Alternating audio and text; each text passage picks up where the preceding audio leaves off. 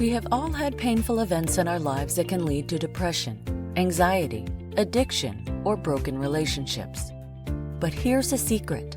It is not about what happened to us that causes suffering. It's the stories we believe about ourselves. Join us as we shine light on how to rewrite our stories, avoid the shadows of shame, and travel along the pathway to joy, love, and connection.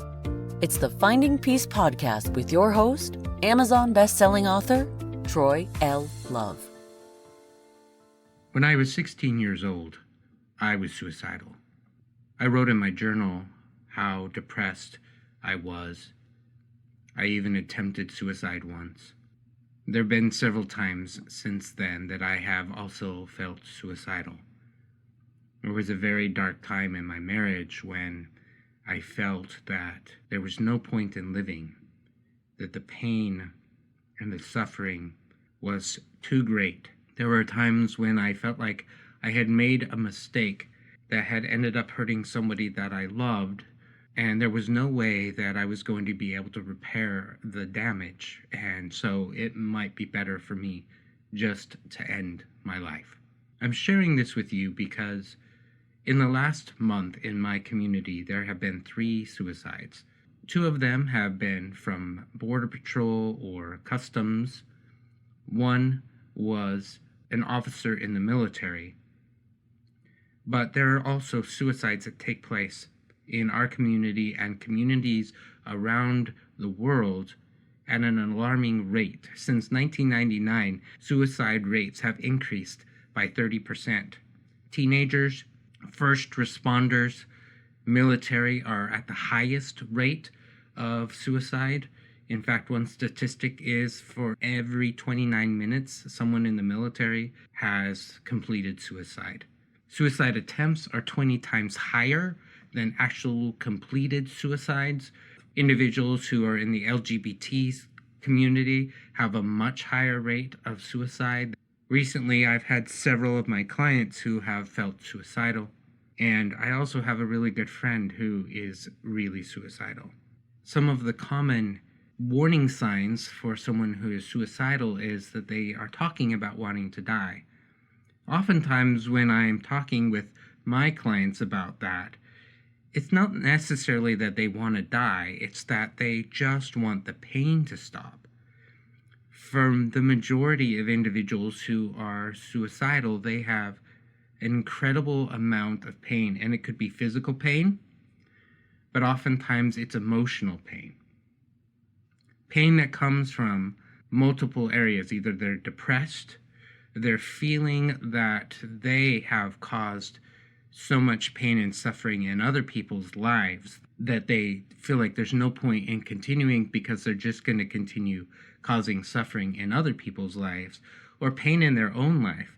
They're dealing with the way that other people have treated them, or the way that other people have regarded them, or in their own sense of depression or anxiety, that they feel like there's no way around this pain that they have been struggling with. And so the only way to get out of it is just by ending their life. There's a deep sense of hopelessness that comes with suicide. It's a sense that nothing is going to get better no matter what I do. And so they start to look at, what can I do to just end this suffering? I just want to end the suffering. I just wish that I could cease to exist.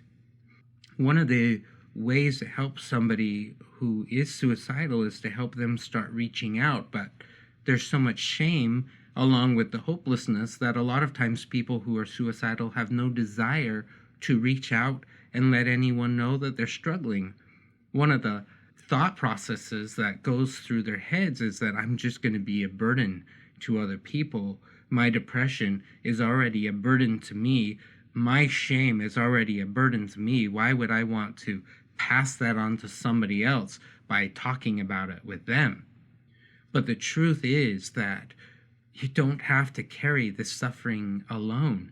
You can reach out, and there is a way out, and there's a way up.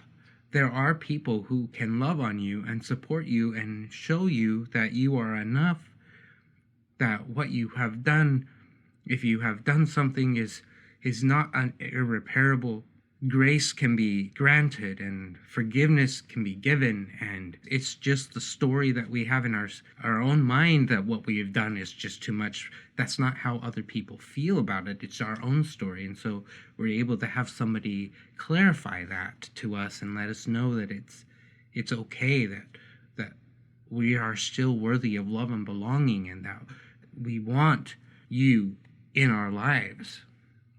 But it's hard. It's really hard for the person who is feeling suicidal to reach out and let someone else know that they're struggling. But that honestly is one of the best antidotes to these suicidal feelings, is to actually reach out and talk to someone. The National Suicide Prevention Hotline is 1-800-273-8255. You can also text START, S-T-A-R-T, to 741-741 from anywhere in the United States at any time if you're feeling suicidal. The Trevor Project, which specifically focuses on the LGBT community, also has a hotline number of 866-488-7386. There are some national hotlines that are available that if someone is suicidal, I would encourage them to call, but there's also people around. One of the questions that I ask my clients and my friends when they're feeling suicidal is, who's on your list? Who are some people on your list that you could call to just talk and let them know that you're struggling, to let them know that you need help, to let them know that you've been isolating and you just need someone to hang out with. And inevitably, when I ask that question, their list is very small. There's maybe one or two people on their list, and I ask them, well, what's the likelihood that you're going to actually call those people? And they will tell me, well, I'm not going to. Why? Well, because I feel like I'm going to be a burden. Okay, well, that's not how they feel, so you need to call them. And I begin to push them to reach out and start to call and talk to somebody. It is so incredibly hard for them to do that. They feel unmotivated. That feeling of hopelessness, that feeling of talking about the pain is just going to make it worse. The feeling that they're going to be rejected or abandoned or betrayed in this makes them not want to. But in the end, that's not what happens. People want to help. In fact, recently, as I was going over Facebook, I noticed a comment that somebody had made related to one of the completed suicides that had taken place. He said, "I wish that I had known that you were suffering. I miss you, my friend. I wish that I had known. I wish that I could have showed up better for you in your life and had been there for you." So there are people who want to help. There are people who want to be supportive. And if your list is only one or two, then we need to do something to help expand that list so that there are more people that you can rely on. I get the feeling that you are going to be a burden. So if you're going to feel like you're going to be a burden to one person, then let's expand that list so that you can diversify your suffering so that there's more support. There are things that you can do to help to relieve some of the suffering. You know, I haven't talked much about antidepressant medications, but that is an avenue that sometimes is helpful. For me, when I was suicidal later on in my life, I was able to be put on some antidepressant medication for a while, and that helped relieve some of the pain. It gave me a reprieve from some of the suffering so that I could work through some of the underlying thoughts and emotional and attachment wounds that I was struggling with so that I could find a way to resolve that. If you are the person who wants to help, but you don't know how, that is a challenge for the person who wants to help. They don't know what to do. The first piece of advice that I could give you is to be blatant about it. Just talk about it.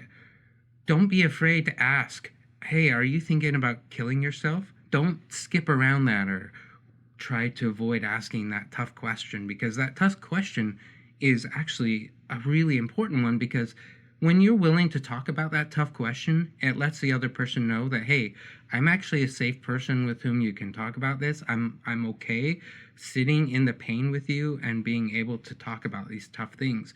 If you're not willing to ask the question, they're probably not going to be willing to bring it up. And so we're dancing around an elephant that's in the room that maybe you don't even know is there. But if you don't talk about it, we're not going to be able to help them. So if you notice that someone seems to be feeling hopeless or carrying a lot of pain, or they're increasing their use of alcohol or drugs, or they seem to be acting irrationally or irritated, they're isolating themselves, then one of the tough questions that you could ask is, hey man, are you thinking about killing yourself? If they say yes, then ask if they know how they would do it. Oftentimes, people who are suicidal have a plan. Start talking to them about what you could do to maybe help remove some of the methods of which they would kill themselves. But again, just being willing to talk about this helps shine some light on it. It helps give them some sense of, well, somebody's actually listening to me, and maybe you actually do care about me. Be there and listen to what's going on in their life. Why do they feel hopeless? Listen with compassion and empathy, and work really hard at not being judgmental. Oftentimes when they're feeling in this painful place, they're not thinking rationally. Their thoughts are irrational, and they're not making a lot of sense, and we maybe want to talk sense into them, but that's not going to be particularly helpful, not unless they understand that we care about them first and that we're being compassionate. You may feel overwhelmed and incompetent or not knowing what you can do to help them, but being compassionate and listening is huge. And then you can help connect them to a support system, help them begin to create a longer list. Who is on their list? It can be you, but do they have family? Do they have friends? Do they have religious leaders? Do they have coworkers? Is there a doctor that they can go to? Is there a lifeline that they can call? You can help them connect and make that list that they've got that's relatively small grow so that they don't feel so overwhelmed. And then reach out to them. Reach out to them in the days and weeks after them feeling suicidal to let them know that, hey, I'm here for you. Go do something with them. Do something fun. Don't always just talk about the suicide. Just maybe go do something fun. Go out to dinner. Go to a movie. Go do something. Go for a walk. Whatever it is, that can be really helpful for them. When I was a teenager and I was feeling suicidal, around that same time, a new friend moved into town, and his name was Aaron. And I tell him, even nowadays, how grateful I am for him that he saved my life.